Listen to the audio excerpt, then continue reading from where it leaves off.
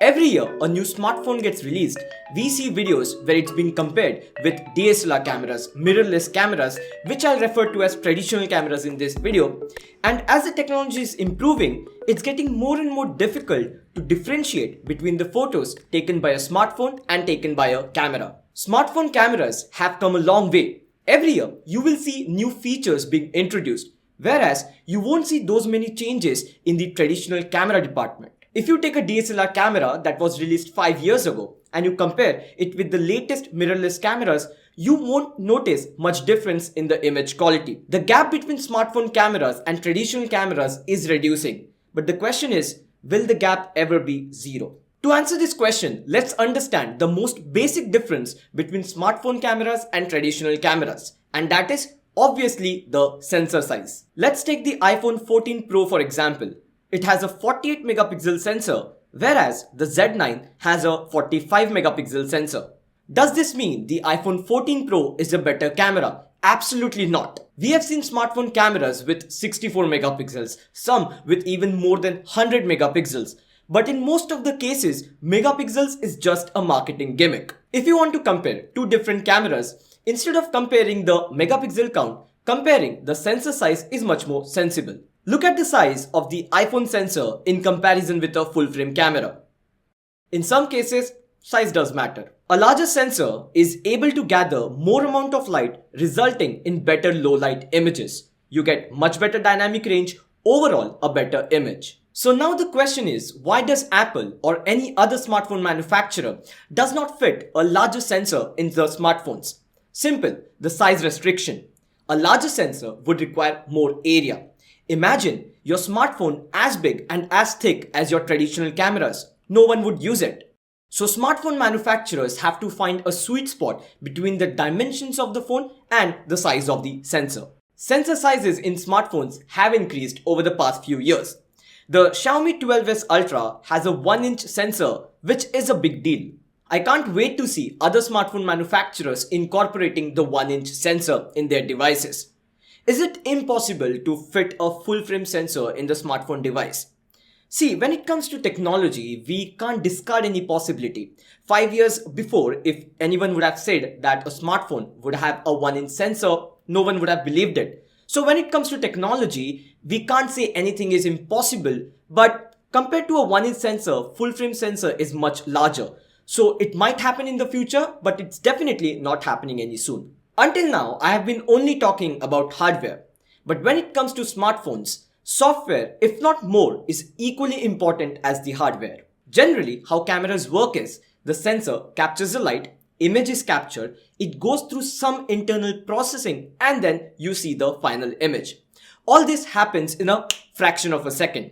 And this internal processing differs from brand to brand. Even if two cameras are using the exact same sensor, chances are the image will look different because of the different internal processing. Smartphones rely more on this processing compared to traditional cameras. You might have heard words like neural engine, deep fusion, machine learning. A lot is going on between you pressing the capture button and you seeing the final image. One example is when you are capturing a high dynamic range situation, you will see smartphones recovering the details in the highlights and also in the shadows.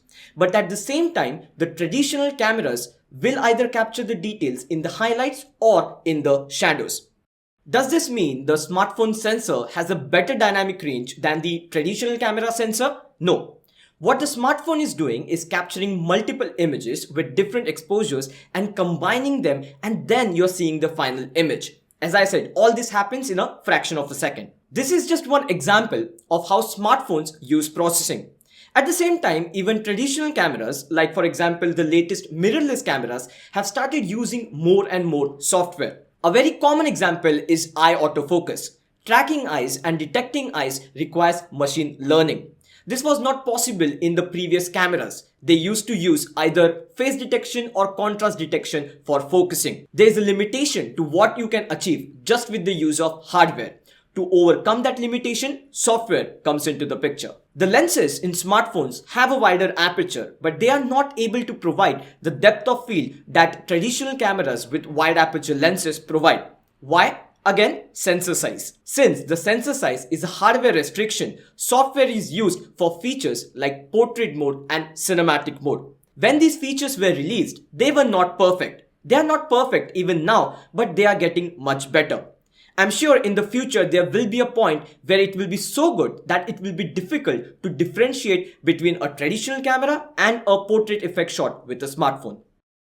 Till now, we have been seeing that traditional cameras are doing a better job than smartphone cameras.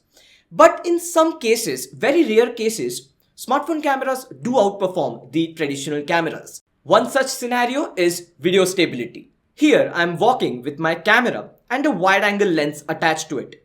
The next shot is taken with an iPhone. Even if the camera I'm using has 5-axis stabilization, the video is nowhere as stable as the one coming out of the iPhone. One more scenario is night mode, where the camera is exposed for a longer duration and it collects all the light to provide a final image. Here I'm taking an image with 1 second shutter speed and look how sharp it is. But when I do the same thing with my camera, it is not that sharp. Night mode, video stabilization have improved so much because of the hardware and software working together. This brings me back to the same question. Will smartphone cameras ever match traditional cameras? Well, I believe mirrorless cameras or any next version of mirrorless cameras will keep on using software and improve gradually.